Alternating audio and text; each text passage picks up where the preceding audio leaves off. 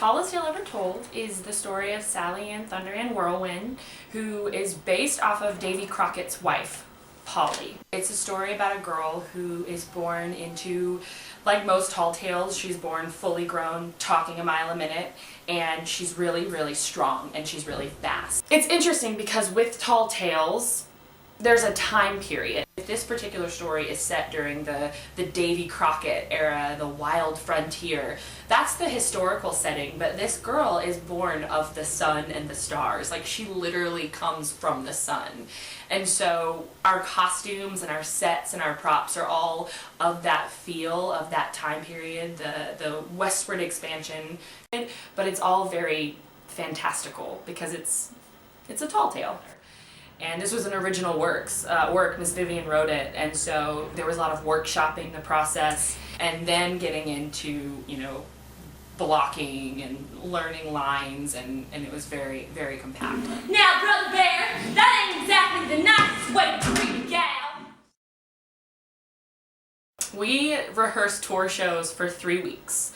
And we rehearsed from 9 a.m. to 6 p.m. Monday through Saturday, and we rehearsed one show in the morning and one show in the afternoon. So when you think about it, with Tall Tale, we really only have a week and a half to put it together. Being on tour, we're trying to fit everything into a van. So we don't have a lot of large set pieces to begin with, or a lot of large props. And there have actually been a couple of shows that I've done here, a couple tour shows, where we've started off using stools as kind of a stand-in, and then we're like, let's use the stools. They work really well. They're easy to pack. They're light. This is probably the second or third show that I've done, tour show that I've done with LCT, where we've just incorporated the stools because they can mold into so many different things. It's challenging at first, but then it just kind of becomes part of the set, really. It's always that panic right before you go on the road, and you're like, are we ready? And then you get there and you seat all the kids, and then you go and you do it, and it's always a surprise how ready the show is. And you also have challenges where you have decided that this amount of space is allotted for this show, and then you go somewhere to a school or a library or wherever you go, and you only have this much space.